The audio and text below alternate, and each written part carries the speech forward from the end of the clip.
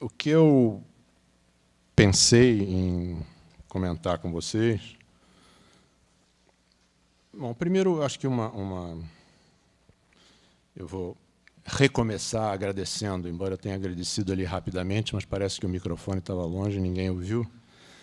Então, fazer aqui um agradecimento sincero ao Pedro, em primeiro lugar, e a todos da EDT, pelo convite para essa reunião aqui, né, chamada Masterclass. O Pedro editou comigo, como eu tentei dizer antes, esse documentário, Imagens do Estado Novo, do qual vocês assistiram esse trecho, e também o documentário anterior dessa série, que é sobre 35. Né? Esse filme é uma série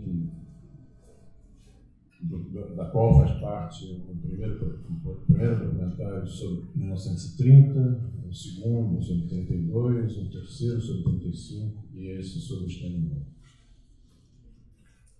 Esses outros foram exibidos todos na televisão e esse será o primeiro dessa série que nós esperamos conseguir mostrar no cinema. Ainda como uma espécie assim, de introdução a essa conversa, eu queria comentar que quem, como eu, se acostumou a sempre ser o mais moço das equipes em que trabalhava, à medida que os anos vão passando, começa a notar que uma mudança está acontecendo, né? E chega o dia em que percebe que ele passou a ser o mais velho da equipe. Isso ficou evidente quando eu passei a trabalhar com jovens de outra geração e iniciei com elas e eles uma nova fase de aprendizado para mim. O Pedro é um desses jovens, não tão jovem, não tão jovem mais, mas é um desses jovens.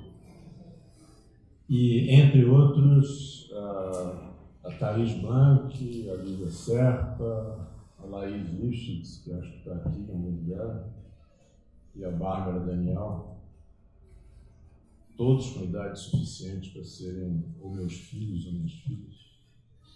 Me ensinaram muito e eu sou imensamente grato ao Pedro e a elas todas por isso. Eu fiquei muito impressionado aqui com a homenagem ao João Paulo, na sexta-feira, não só pela homenagem simples, extremamente merecida, mas também pela espécie assim de felicidade transbordante que eu senti em todos os participantes da EDT e das pessoas que estavam aqui. E eu senti uma espécie de grande alegria pairando no ar. E isso certamente é uma coisa que faz um bem enorme a nós todos, né? Então, mais um agradecimento e um cumprimento, parabéns a todos vocês que promoveram esse evento aqui que está se encerrando hoje. Eu pensei em fazer uma breve apresentação do que, meio pretensiosamente, eu poderia chamar do método adotado na feitura do Imagens do Estado Novo para lidar com imagens de arquivo. Eu peço um pouco a paciência, eu vou me cronometrar para não passar dos limites, mas eu peço a paciência de vocês para falar em torno de uns 18 minutos. Eu comecei a cronometrar agora, vamos ver se eu consigo cumprir a minha cronometragem.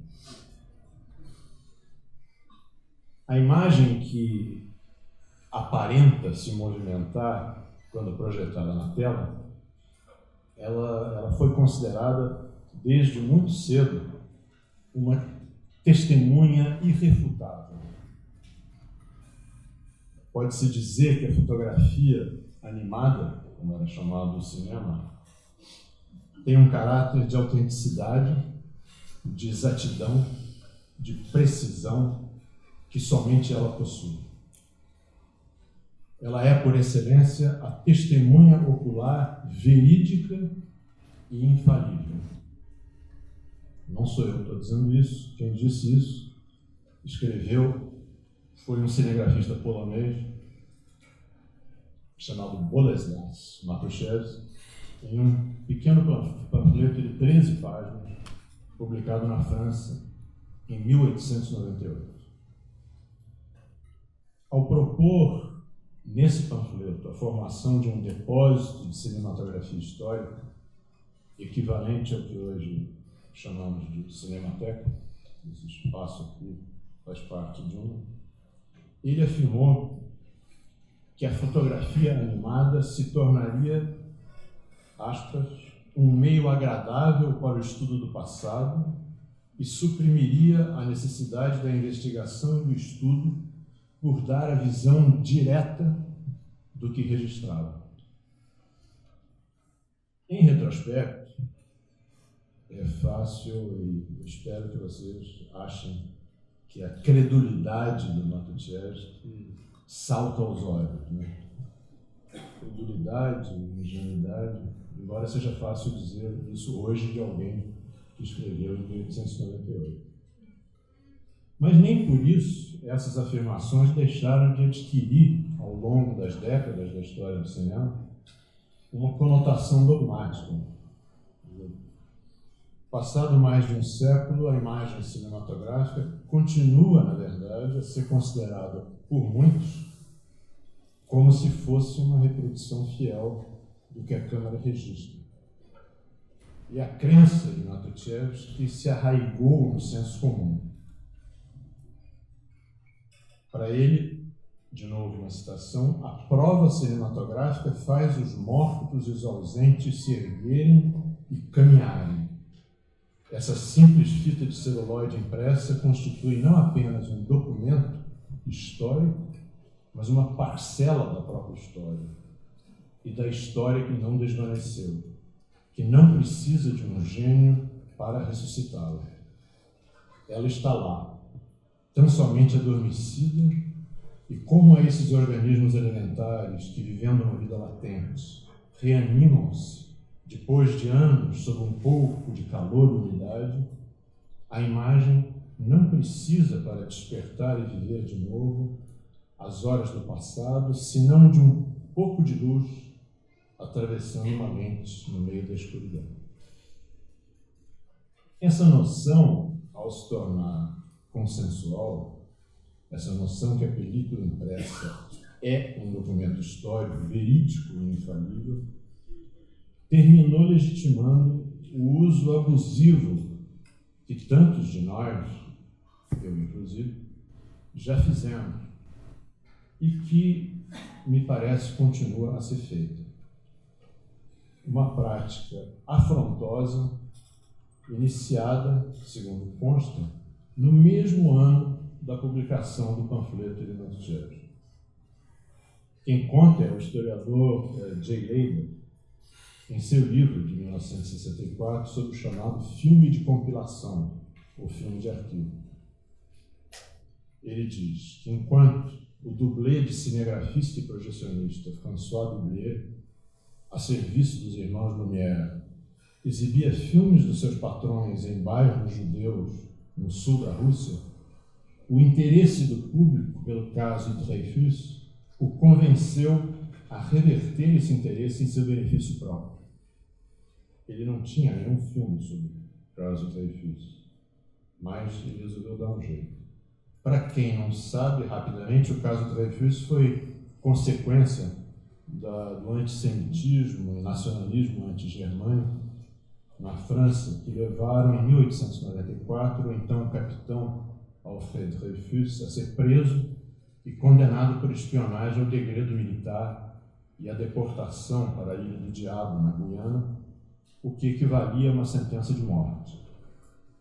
Essa foi uma das crises políticas mais graves dos 65 anos da Terceira República Francesa, iniciada em 1875, e se tornou uma das causas mais célebres da virada do século XIX para o XX. Judeu da Alsácia, o Dreyfus acabou sendo posto em liberdade 5 anos depois, em 1899, e perdoado e reabilitado em 1906, depois de ter sido comprovado que as provas contra ele haviam sido forjadas. O Leide então escreve, retomando aqui a nossa história, fechando parênteses: de 3 dúzias de assuntos filmados que o Dublier tinha, ele juntou uma cena de um desfile militar francês liderado por um capitão, outra de uma rua parisiense mostrando um grande edifício, um plano de um rebocador finlandês indo ao encontro de uma barcaça e uma filmagem do delta do rio Nilo. E nessa ordem, com um pouco de ajuda do comentador, aquela pessoa que durante a projeção ficava comentando os filmes, e com grande ajuda da imaginação da plateia, essas cenas contavam a seguinte história: Dreyfus antes de ser preso, o Palácio da Justiça, onde Dreyfus foi submetido à corte marcial, Dreyfus sendo levado para o navio de guerra e a Ilha do Diabo, onde ele ficou preso, tudo supostamente ocorrendo em 1894. O novo assunto foi aclamado com entusiasmo no sul da Rússia, e os 2 dias de exibição ficaram lotados quando a notícia desse filme, da existência desse filme, se espalhou. As pessoas realmente acreditavam que essa era uma filmagem do famoso caso, confessa o próprio Dublier. Mas uma vez, depois de uma exibição, um velhinho veio aos bastidores e me inquiriu, ele conta, se era uma filmagem autêntica do caso. Eu assegurei que era. O velhinho comentou então que o caso tinha ocorrido em 1894, um ano antes de haverem câmeras de filmar disponíveis. Eu então, ele diz, confessei minha mentira. E disse a ele que tinha mostrado as imagens porque os negócios estavam muito fracos. E nós estávamos precisando de dinheiro. Basta dizer que nunca mostrei de novo o caso Dreyfus, diz o Dublier. O Dublier pode não ter mostrado de novo o caso Dreyfus, mas nem por isso registros visuais e sonoros deixaram de ser considerados ao longo das décadas seguintes uma comprovação de fatos reais e continuaram a ser usados para atestar a ocorrência dos mais variados eventos. Na verdade, o episódio narrado por Dublier não se enquadra exatamente nas previsões de Matuchevsky, mas é ainda mais aberrante. Os 4 planos reaproveitados para fazer o caso do Dreyfus não eram sequer imagens de arquivo autêntico, mas sim filmagens sem qualquer relação com o evento narrado, cujos sentidos foram alterados. Fica demonstrado, porém, que sendo baseada na ilusão,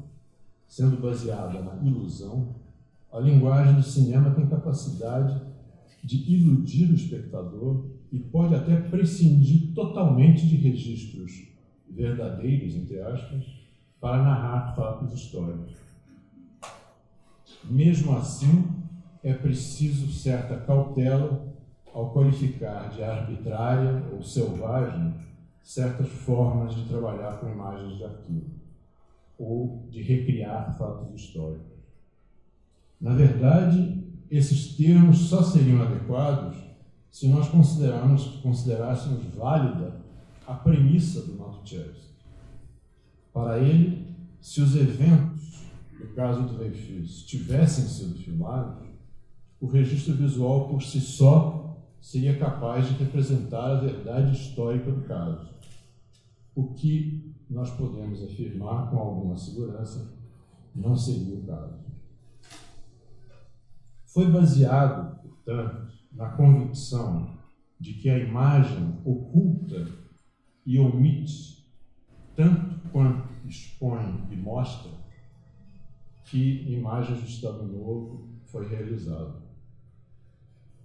Essa crença se formou ao longo dos anos e acabou se consolidando principalmente sob a influência decisiva de 2 filmes do Chris Marker e outros 2 do Aaron Farag. Carta da Sibéria, de 58, e Elegia a Alexandre, de 93, do Marquer, e do Farok, Imagens do Mundo e Inscrições da Guerra, de 87, e Videogramas de uma Revolução, de 92, este último co-dirigido pelo Andrei Ogier.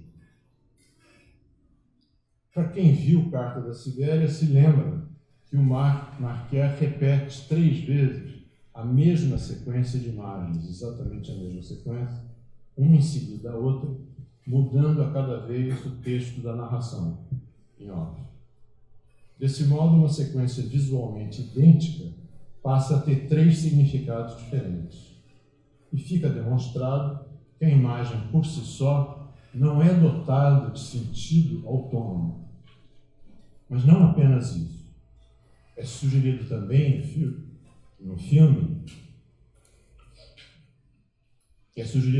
filme que mesmo imagens registradas da maneira mais objetiva possível,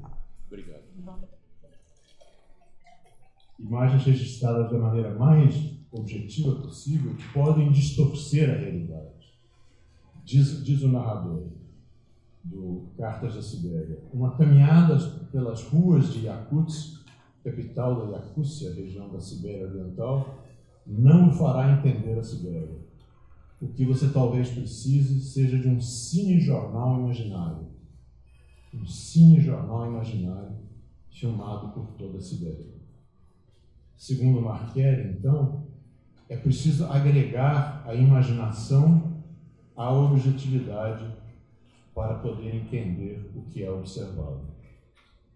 Em Elegia a Alexandre, por sua vez, há logo no início uma famosa cena de 34 segundos apenas, da comemoração do 300º aniversário da dinastia Romanov, em 1913, na qual Marquer faz a exegese da procissão dos dignatários europeus.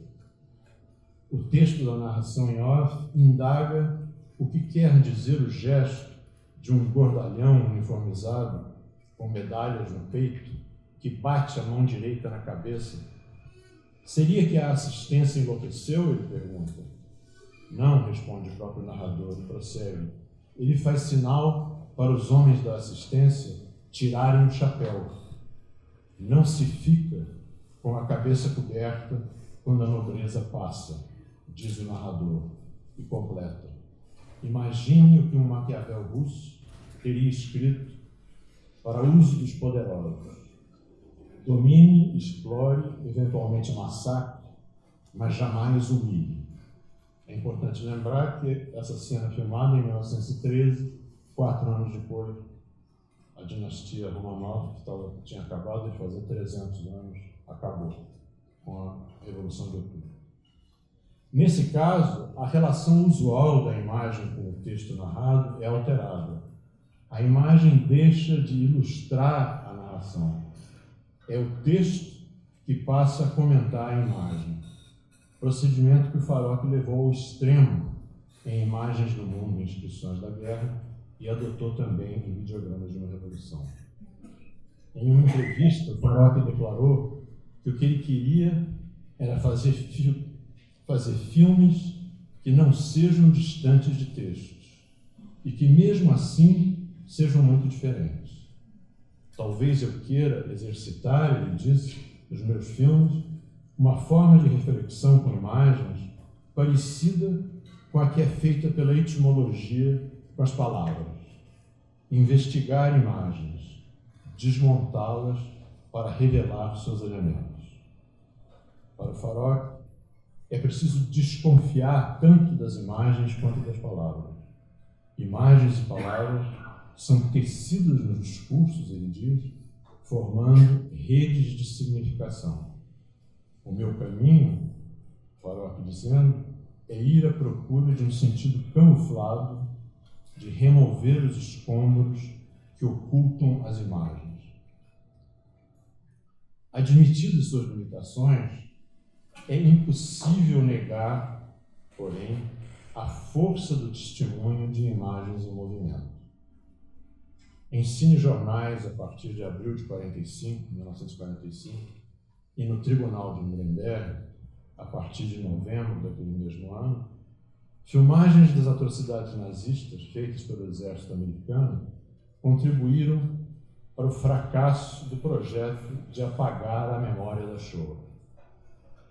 No tribunal, o impacto do testemunho visual, acompanhado de notas de filmagem feitas pelos cinegrafistas militares e affidavits dos comandantes responsáveis pelas imagens filmadas, contribuiu de maneira decisiva para impedir que se concretizasse a previsão cínica dos SS, a chamada Tropa de Proteção Nazista, relatada por Primo Levi, de que fosse qual fosse o desfecho da guerra, o exército nazista seria vitorioso, pois as provas do que ocorrera seriam destruídas, nenhum dos prisioneiros sobreviveria para contar a história, e mesmo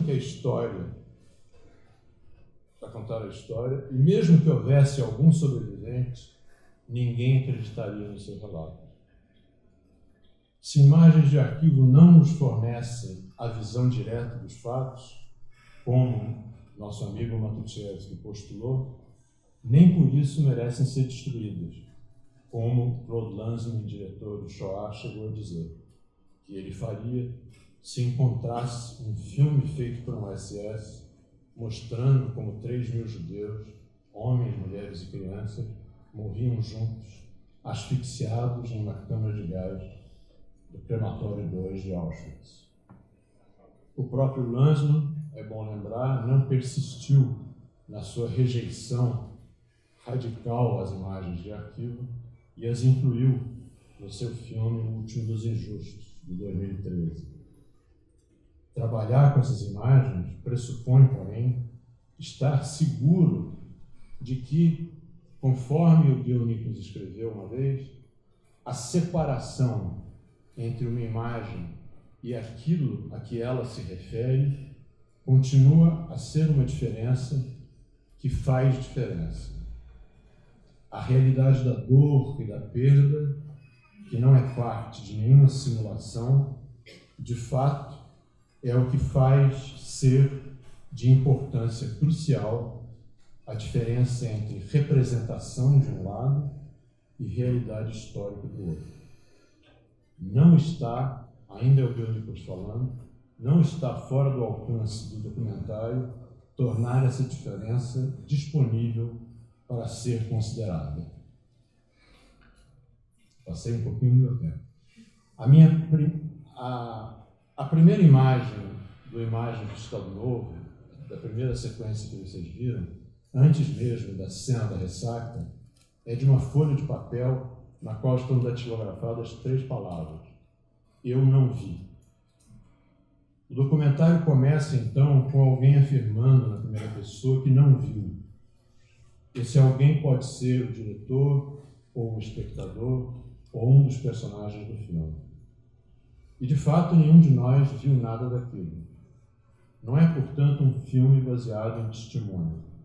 É antes uma tentativa de recriar eventos, um período e personagens do passado a partir da exegese de vestígios visuais e sonoros e de múltiplos pontos de vista. Dos cinejornais a filmes de ficção, do Diário de Getúlio à correspondência dirigida ao presidente, da narração em off às músicas populares, etc. E, para encerrar, eu gostaria de falar só um instante sobre a minha relação com alguns dos 14 diretores com os quais eu tive a oportunidade de trabalhar, quase sempre em mais de um filme. O meu aprendizado começou com Joaquim Pedro de Andrade, em 1965, continuou a partir do ano seguinte com Glauber Rocha, prosseguiu com Eduardo Coutinho entre 81 e 84 e foi retomado a partir de 2005 com o João Salles. Nesse período, eu recebi desses 4 diretores mais do que eu fui capaz de dar. Com eles, eu me beneficiei do que há de mais rico na montagem: a convivência próxima e a troca de ideias voltada para a feitura do filme que o diretor quer fazer. Espero que todos vocês possam dizer o mesmo quando chegarem aos 52 anos de profissão. Muito obrigado.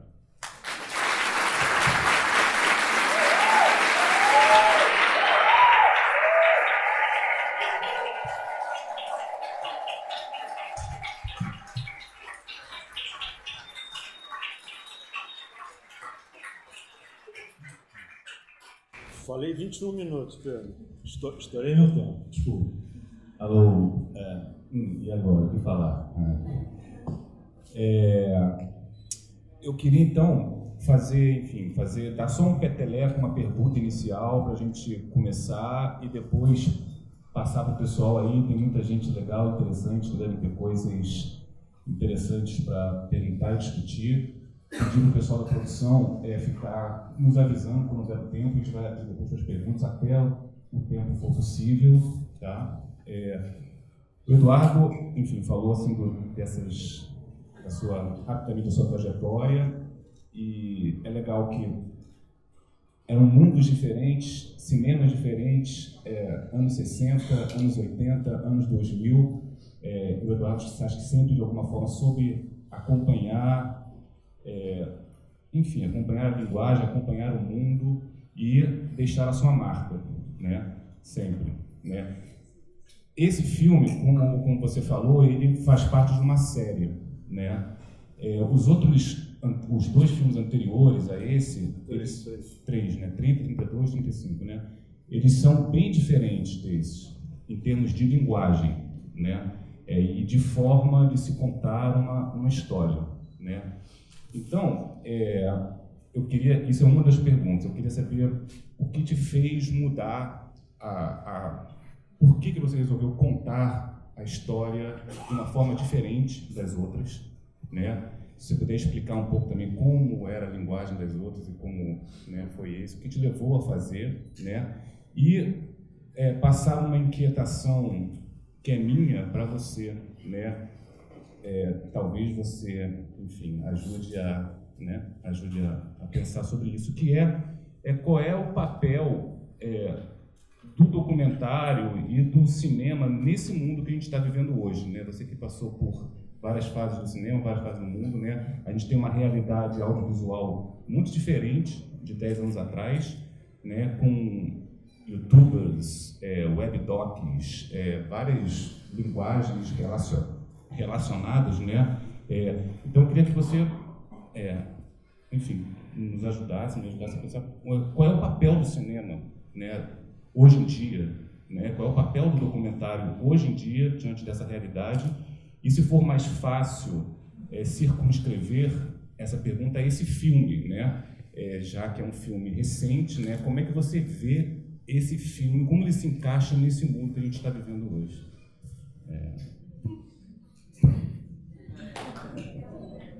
Então, só para resumir, que cinema é esse, eu escrevi aqui, que cinema é esse necessário, possível de ser feito no mundo em que vivemos, e como o Estado Novo se encaixa dentro dessa realidade? Mas eu vou começar pela primeira parte da sua pergunta, quer dizer, o Pedro tem toda a razão, quer dizer, esse quarto capítulo dessa série é muito diferente dos 6 capítulos anteriores. Por quê? Primeiro, pelo simples fato de que o primeiro documentário dessa série foi feito em 1990.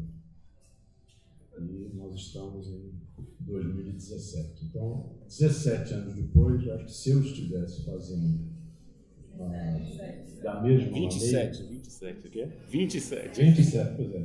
Se eu estivesse fazendo o documentário igual ao que eu fiz em 1990, eu acho que eu ficaria muito triste comigo mesmo. Mas, além disso, tem outras razões, além dessa que eu acho que é uma razão inevitável. O primeiro documentário dessa série foi feito para ser exibido numa emissora de televisão de sinal aberto, TV Manchete, em 1990, sexta-feira, às 10 horas da noite. E isso é um fator muito forte, um fator condicionante muito forte. E ele foi feito muito rapidamente, ele foi feito em 4 ou 5 meses. Um documentário de arquivo sobre 1930, feito em 4 ou 5 meses, esse levou 12 anos para fazer. Entendeu? Então, é outra diferença. O formato, havia uma expectativa de formato, por outro lado, da parte de quem financiava o filme, que era a Secretaria de Cultura do Estado de São Paulo.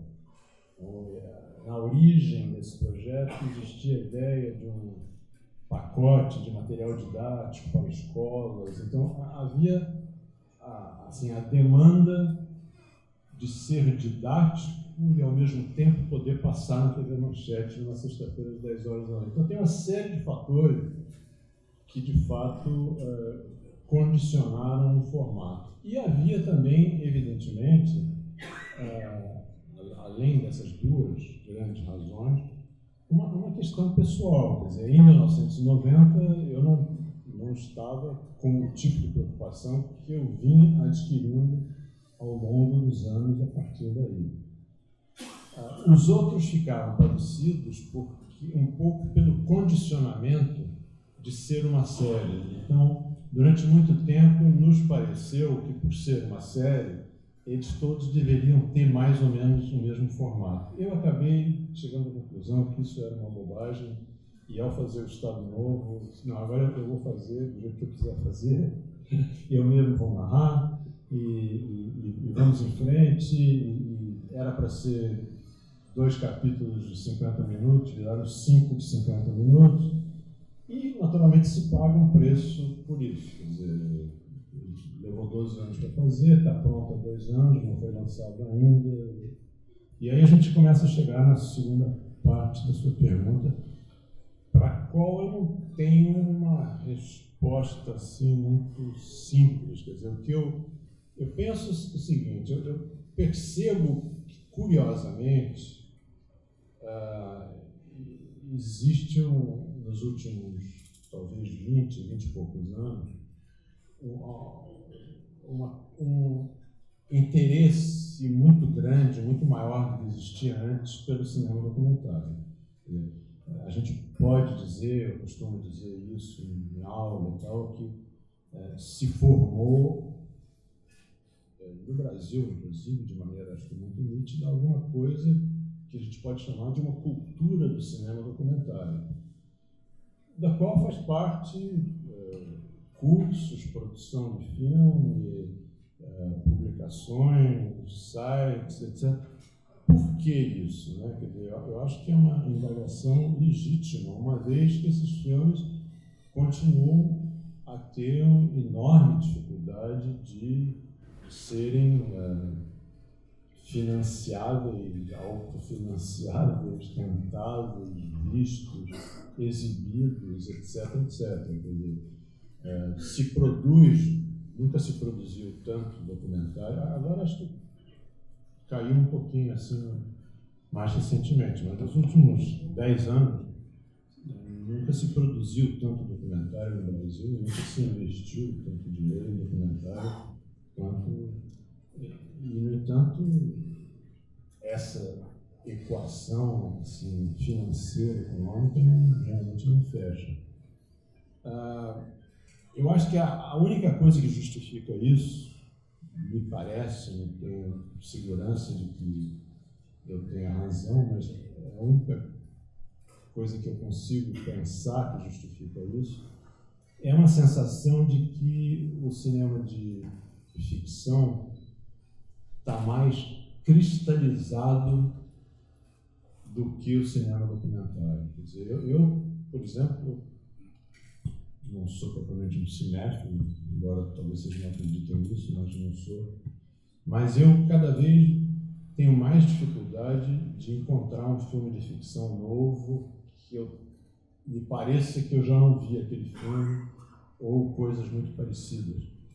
E no documentário é mais frequente acontecer isso.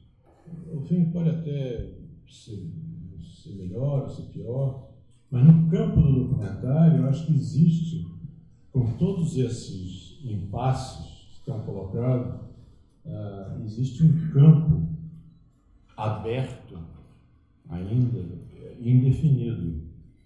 E talvez exatamente porque a gente não sabe o que vai acontecer, né? Tem gente que tem livros publicados dizendo que, na verdade, o cinema acabou. Já acabou. Tem gente séria que escreve livros de 200 páginas para nos dizer que o cinema acabou. E talvez um certo tipo de cinema, de fato, tenha acabado. Quer dizer, o cinema visto na sala, grande, escura, etc, etc. Mas essas previsões apocalípticas, eu acho, em relação ao cinema, elas acompanham toda a história do cinema e vêm sendo, na verdade, desmentidas. Né? Eu acho que o cinema justamente se transforma, e eu acho que existe um campo aberto aí de transformação que quem viver, viverá. Quer dizer, é preciso estar atento a ele e se adaptar a essas transformações. É uma coisa que eu acho que o Antonioni diz naquele filme de Wim Wenders, o quarto 666, onde essa questão é discutida. O Antonioni, na época, tinha, eu acho que 60 anos, mas era visto como um velho. E ele diz, acho que exatamente isso, eu estou citando assim de memória, faz tempo que eu não vejo o filme, mas ele diz: nós precisamos nos adaptar. E ele foi uma pessoa que tentou se adaptar, foi uma das primeiras pessoas que fez ficção em tape e tal, e acho que esse é o caminho. Mas eu não tenho uma resposta muito pronta para te dar sobre isso. Mas você acha que o Estado Novo é um filme adaptado às novas realidades, assim? E em que aspecto? Não sei, quer dizer, eu acho que talvez ele não seja realmente, né? Quer dizer, tanto que ele enfrentou essas dificuldades para ser financiado, para ser feito e para ser exibido. Né? Ao mesmo tempo, tem uma coisa curiosa que é um valor de permanência. Né? Quer dizer, eu fiz alguns filmes e alguns ninguém lembra mais, nem eu mesmo que fiz. E tem outros que são solicitados com muita regularidade. Essa série já foi lançada não sei quantas vezes, 2 ou 3 vezes em DVD, já foi exibida em mais de um canal de televisão, acho que 3 canais diferentes. Eu acho que tem um valor, ou espero que tenha um valor de permanência. Vamos abrir para o pessoal. Quem quer fazer uma perguntinha para o Eduardo aí? Entra no microfone.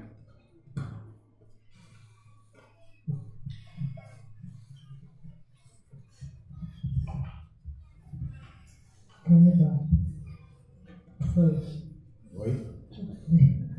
Jordana Berg, com a palavra. Você falou agora na tua resposta para o Pedro, de 90 para cá, as suas inquietações foram mudando. Queria que você falasse sobre elas, à luz do plano que tem no Estado Novo na primeira parte, em que o Getúlio está no 7 de setembro, e você pergunta, é possível, como é que é a pergunta? Falar, confiar nessas imagens feitas por alguém que está aderido a essa história aqui? E só queria passar por um momento em que eu vivi com você em 1998, montando o filme do Zelito Viana, em que a gente tinha na parede o dogma do Lars von Trier. Se você acha que as tuas inquietações passam por esse dogma também, incluindo isso na pergunta. Para ficar bem difícil, assim, enrolado e difícil. Não, mas o meu único interesse é te confundir. Olha,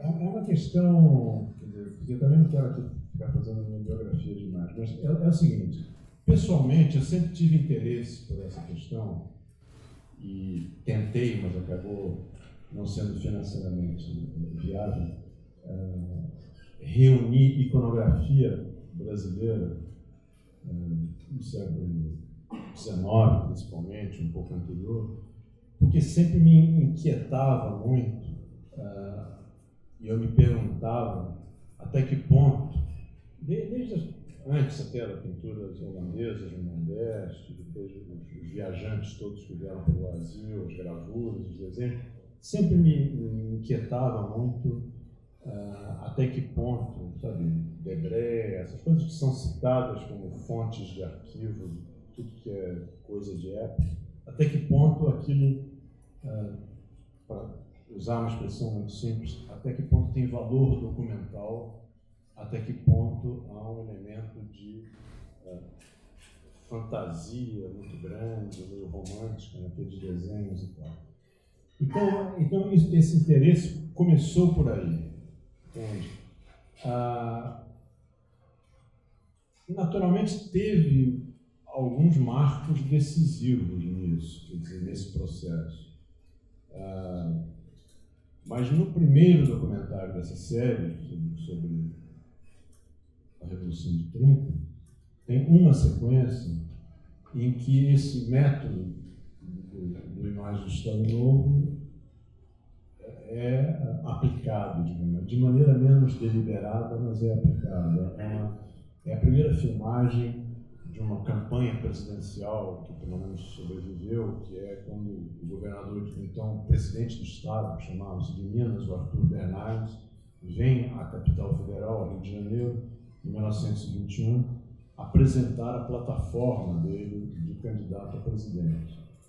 E há uma filmagem feita pelo Botelho, acompanhando essa viagem e a recepção triunfal dele na Central do Brasil, e passando na Avenida Rio Branco, quando, na verdade, ele foi vaiado quando chegou no Brasil, entende? Porque houve um escândalo, uma história de cartas falsas, denigrando os militares, etc.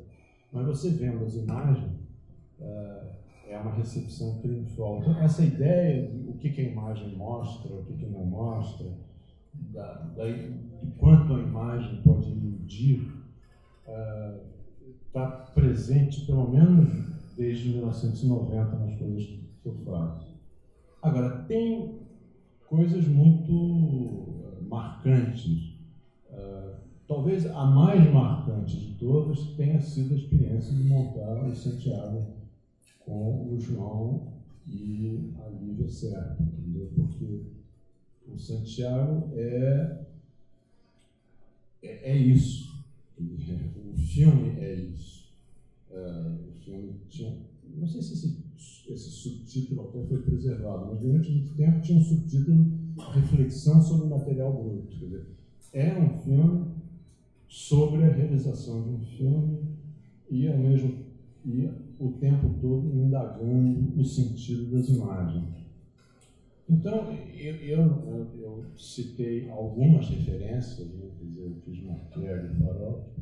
Eu não sou especialmente fã do Lars von Trier, nem do Dogma, mas o filme que ele fez com o Jürgen Lett, As 5 Obstruções, é certamente um filme que me marcou muito, assim como o filme que é outro cineasta que em relação ao qual eu tenho muitas reservas, que é o Herzog, mas o filme dele sobre o urso também é um filme que nos marcou muito, e nós vimos um pouco antes de começar a montagem do Santiago. Não sei se eu consegui te responder, mas eu tentei. Alguém mais? Tem em conjunto, não, tá? Tem em conjunto também com o pensamento da colega. Fazendo uma reflexão em cima das imagens que a gente viu do imagens do Estado Novo, todas as imagens que tem todo um discurso de serem verdade, e na sua narração você coloca, né, será que é o que tem antes dessa imagem, o que tem depois dessa imagem, que a gente não tem registro, como os pais do Getúlio, tem alguma coisa, tem alguma reflexão, alguma cena ou alguma imagem dentro da tua proposta que ela seja ela mesma, que não seja sempre algo, questão de montagem, algo mais do que imagem e voz? Não sei se eu entendi bem a sua questão. Se tem alguma imagem que ela seja ela por ela mesma, não necessariamente uma construção de um terceiro pensamento. Bom, Vitor, né? Sim. Na verdade, é preciso não, digamos assim, levar ao pé da letra o que eu estou dizendo aqui. Quer dizer, eu estou indicando um método de trabalho. O fato das imagens ocultarem não exclui o fato delas também mostrarem algo que pode ser autêntico ou não. A questão justamente é essa, é de não tomá-las pelo que a gente chama de valor de face. A imagem aparenta sempre alguma coisa, mas como eu citei, citando o Bill Nichols, quer dizer, existe uma diferença entre o que ela está nos mostrando e aquilo que realmente ela está representando. Então, não é dizer que as imagens são sempre algo diferente. Elas são e não são. É claro que, quando eu pergunto, por exemplo, se o Diário do Getúlio pode ser considerado um documento histórico, é evidente que o Diário do Getúlio é um documento histórico muito importante. Mas ele também precisa ser lido, precisa ser interpretado, precisa ser analisado. Ele não vale por si mesmo. Ali as imagens, até acho que as imagens que a Jordana citou, é um pouco diferente, porque aquilo ali foi filmado para fazer propaganda do Estado Novo. Então, a pergunta que tenta se fazer ali é se uma mesma imagem que foi feita para fazer propaganda do Estado Novo pode ser usada para falar do Estado Novo, para conhecer o Estado Novo. O caso clássico disso, que vocês todos devem conhecer, é o filme mais pilhado da história do cinema, que é o filme da Leni Riefenstahl, O Triunfo da Vontade, de 1934. É um filme de propaganda nazista que, pouco depois, quer dizer, é um filme de 34. Quando começou a guerra, os americanos pegaram esse filme e remontaram o filme para fazer propaganda contra o nazismo. Então, mostra como essa questão, quer dizer, como a imagem, ela não é dotada de autonomia total. Quando as imagens feitas pelos militares americanos ao libertar os campos de concentração foram usadas num tribunal como prova, elas não foram só exibidas. Eu procurei indicar isso, embora rapidamente, elas vieram junto com declarações de quem filmou, quer dizer, que é essencial para atestar a autenticidade daquilo. Então, a questão é complexa, entende? É claro que aquele cinejornal alemão do navio chegando na Baía de Guanabara, então o plano do Pão de Açúcar é o plano do Pão de Açúcar. Agora, ele está ali montado de uma forma, mostrando um pouco as belezas do Brasil para os alemães. Então, há todo um outro sentido investido naquela imagem. Então, é aquilo e é mais do que aquilo. E pode ser aquilo e pode ser menos do que aquilo também, dependendo de como for usado. Ali atrás. Parou. Tá. Oi, Eduardo. Eu trabalhei com você num documentário que eu tinha 21 anos, na TV Educativa, no programa do Nelson Pereira dos Santos. Você fez um pequeno filmete sobre uma foto, jornalismo, né, de um garoto segurando um bebê morto, uma tragédia de chuva torrencial em Petrópolis, e a gente foi lá entrevistar o rapaz e tudo. Então eu conheci, na única experiência que nós tivemos de trabalhar junto, o seu lado documentarista, e sempre apreciei muito. Mas eu gostaria de te fazer uma pergunta, que talvez você já tenha respondido inúmeras vezes, mas eu acho que sempre que a gente repensa isso, eu acho que acaba que a gente tem alguma reflexão diferente, talvez à luz dessas suas novas experiências com documentário, mas como é que é para um montador realmente, conceitualmente, o que muda quando você está fazendo um trabalho de ficção e um trabalho de documentário? A diferença principal, eu acho, quer dizer, na verdade simples, né? Quer dizer, um filme de ficção, de maneira geral, embora nem sempre, né? Há diretores e diretores, mas de maneira geral há um roteiro escrito.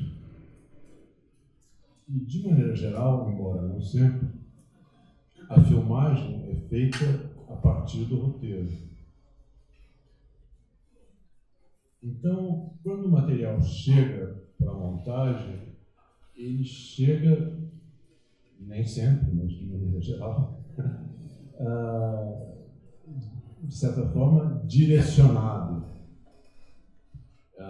Eu, pessoalmente, acho que, a não ser em casos em que nada disso aconteça, em que a montagem de um filme de ficção pode ser um processo mais complexo, mas eu acho que a montagem de um filme de ficção, na verdade, é uma coisa extremamente simples, na verdade.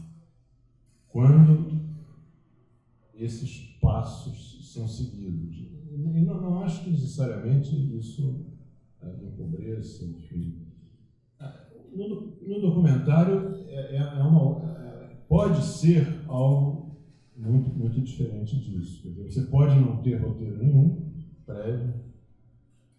Você pode ter 200 horas de material que foram... Não estou, inclusive, defendendo isso, não. Porque eu acho que essa questão de gravar demais é uma armadilha enorme, na verdade, né? Quer dizer, quando se fazia documentários em película, eu acho que talvez até aqui se falou disso na sexta-feira, algo parecido com isso, mas quando se fazia documentários em película, né, a grande preocupação do diretor, ao dizer câmera, era dizer corta o mais rapidamente possível, né? Porque senão o filme ia acabar, porque custava caro. Isso é complicado, mas isso tem uma vantagem muito grande. Isso obriga quem está filmando a ser seletivo no momento em que está gravando. O que torna o processo todo muito mais lógico, quer dizer, o material vai chegar menos material e vai chegar mais direcionado. Hoje, como não existe esse problema, quer dizer, existe uma prática mais ou menos generalizada de gravar. E, às vezes, horas e horas de material. Agora, a verdade é que, embora seja muito trabalhoso, eu acho que vocês mesmos podem concordar, muitos de vocês comigo ou não, mas eu acho que se você, digamos por hipótese, tem 100 horas de material, dá trabalho, mas é relativamente simples descartar 90, entendeu? Porque 90 das 100 horas, na verdade, não servem para muita coisa. Começa a ficar difícil quando você chega em 12 horas, 10 horas, 8 horas. À medida que você vai, aí começa a ficar mais difícil.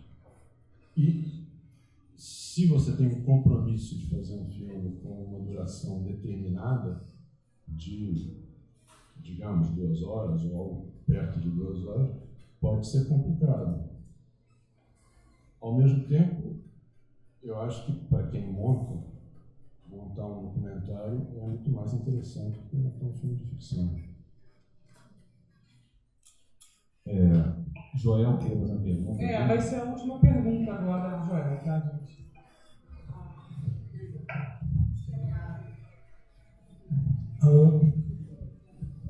Tem que caprichar, né? A última.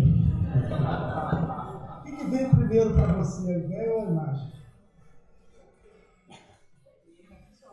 Não é só essa pergunta que você me impeliu a me cronometrar. Eu queria te falar, primeiro você montou o Terra em Transe, né? Então, minha total admiração, né? Já começou por aí, né? Eu acho que um filme que tem uma montagem revolucionária, né? E coetânea às experiências do Godard, né? Você fez experiências ali de repetição de plano, de ruptura temporal, né, que era ao mesmo tempo, né, que Godard. Então, só por isso eu acho que isso já determina muita coisa, eu acho, na sua trajetória, embora o Glauber te chamava que você tinha um olhar racionalista. Né? Isso também eu quero que você comente, porque na sua trajetória, eu acho incrível essa sua autoanálise, você vai indo por um caminho humorado, bem mais humorado no final, né, de observar aspectos da vida privada do Getúlio Vargas, né? Que sempre foi aquela figura, aquele cabeção que está aqui perto, aquela figura muito cristalizada, e de repente você vai e observa e usa aquela sequência circense que é incrível, que desloca a gente do filme, para imaginar, né, a domesticação acontecendo ali, quer dizer, e se coloca como primeira pessoa, assim, o ranço que é, em geral, essa coisa que o próprio Bill Nichols fala da voz de Deus, né? No primeiro momento você fica intrigado, será que vem lá a voz de Deus para nos induzir a raciocinar o filme? Então eu acho incrível isso. Então, como o filme que tem esse título, né? Que é um título que sugere uma coisa mais sisuda do que é, né? Título temático, né?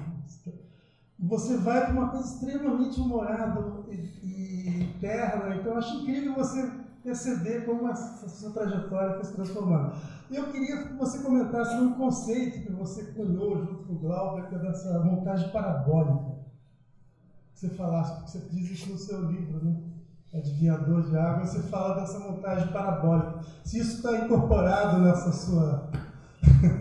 nesse seu percurso, enfim, é muita coisa. E outra coisa que eu queria comentar, será que esse interesse pelo documentário no Brasil não tem a ver com o circuito de festivais também? Porque tem o Festival É Tudo Verdade, Fórum Docs, instituições se dedicaram a pensar essa vontade de memória, isso também não é um ponto para esse crescente interesse. Não consegui ser breve, não tive tempo. Quantos segundos eu tenho para responder? Não, fala. Porque essas várias questões que o Joel levanta,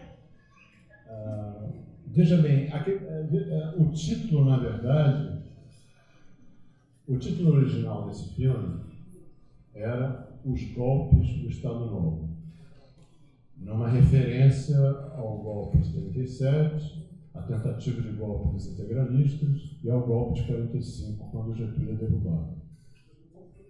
Num certo momento, eu troquei o título para Imagens do Estado Novo, justamente para fugir disso que você está indicando, quer dizer, para tentar indicar que não deixa de ser um documentário sobre o Estado Novo, mas quer ser um documentário sobre as imagens do Estado Novo.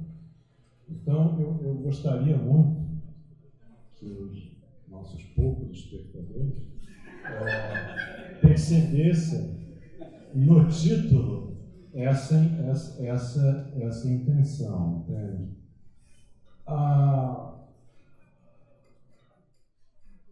O que eu posso dizer sobre o Terra em Transe? Eu era um adolescente irresponsável, entende? Totalmente irresponsável. Eu tinha 20 anos de idade quando tocou o telefone na minha casa e era o Glauber Rocha perguntando se eu queria montar o Terra em Transe. E por quê? Porque o montador que ele chamou para montar o filme, que era uma figura magnífica, que era o Nelo Melli, um montador argentino, que trabalhou muito tempo no Brasil, no primeiro dia de montagem pediu demissão. Entendeu? Ele viu os Escorpiões, viu o Glauber, ele fugiu da sala de montagem, então desistiu, porque para o Nelo, com quem eu aprendi muito, com quem conversava muito e tal, para o Nelo havia uma maneira de montar um filme, sabe? E o Glauber, justamente, é dos poucos diretores com os quais eu trabalhei que foge inteiramente daquela sequência que eu tracei aqui. Terra em Trânsito teve 5 ou 6 roteiros, cada um completamente diferente do outro. Ele filmou um roteiro diferente, na verdade, do roteiro que as pessoas estavam lendo, e nós montamos um filme diferente do filme que ele filmou. Mas isso não é comum acontecer, entendeu? Isso é muito raro acontecer num filme de ficção, entendeu? Mas eu tive... Se eu não tivesse 20 anos, eu tinha montado um único filme antes, O Padre e a Moça, com o Joaquim Pedro Medrano. Se eu não fosse na verdade não era nem adolescente, né? 20 anos, mas isso, se eu não fosse um jovem irresponsável, eu talvez não tivesse aceito montar aquele filme. Se eu tivesse um mínimo de responsabilidade, eu não teria aceito montar aquele filme. Né? Porque, evidentemente, o Glauber já tinha feito... Ele não era pouco mais velho do que eu, mas ele já tinha feito Deus, o Diabo na Terra do Sol. Então, sabe, ele podia fazer o que quisesse. Né? Agora, o fato de você montar um filme, o seu segundo filme como montador, e ser um filme onde tudo era permitido, não havia nada que não se pudesse fazer. Podia não ser aproveitado, mas quanto mais inesperado, mais entusiasmo o Glauber ficava, mais entusiasmado ele ficava, entendeu? Quanto mais... E, ao mesmo tempo, a coisa do Godard, quer dizer, tinha uma certa ignorância nossa. Quando nós montamos, você deve estar fazendo referência ao plano da Glaucia Rocha, que é repetido quando ela entra na redação, nós achávamos que estávamos sendo originais, mas o Godard já tinha feito aquilo um pouco antes, entendeu? Quando nós vimos, ficamos um pouco encabulados, mas o Godard já tinha feito isso no Le Carabinier no ano anterior, ou 2 anos antes, se não me engano. Em geral, quando a gente quer ser original, na verdade a gente está mais sendo ignorante, porque é muito difícil, na verdade, ser original, né? E cada vez vai ficando mais difícil, né? Ser original. Mas, enfim, Joel, você, como sempre, levanta 500 questões e a gente podia ficar aqui conversando horas sobre essas coisas. Parabólica faz parte dessa coisa do Glauber, foi ele que cunhou o termo para se referir a um tipo de montagem imprevisto, entende? Quer dizer, tanto no ordenamento das cenas, como nos cortes descontínuos, a questão do tempo dentro do filme, que não estava previsto inicialmente. O filme pode ser visto, eu acho que ele é um grande flashback, né? Quer dizer, do momento que o Paulo Martins leva os tiros, mais ou menos no início do filme, até o momento que ele morre no final do filme. Mas isso não estava previsto no roteiro, entendeu? E no meio desse flashback tem outras passagens, e quanto mais confuso ficava, tanto que o Nelson Rodrigues cobrou, né, que disse que parecia um ideograma chinês de cabeça para baixo. E eu acho uma definição maravilhosa do terreno, entendeu?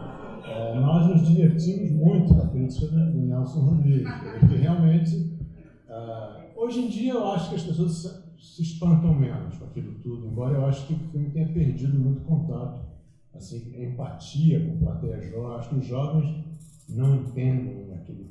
Não é que não entendam, eles estranham muito aquele tom retórico, aquela coisa. Mas, na época, as pessoas diziam que o filme era incompreensível. Alguns anos depois, eu acho que ele ficou claro, bastante claro, ficou mais... O cinema evoluiu muito e o filme ficou mais claro. Hoje em dia, eu acho que eu tenho tido algumas experiências no Brasil e fora do Brasil em que jovens estudantes estranham demais o filme e não têm assim a empatia, certamente, que você tem e que alguns de nós temos com o filme. Marguerite lá, eu professor. Não, pois é, mas quem é que vê Marguerite lá? Gente, obrigado. Obrigado, Eduardo. Todo mundo que está aqui,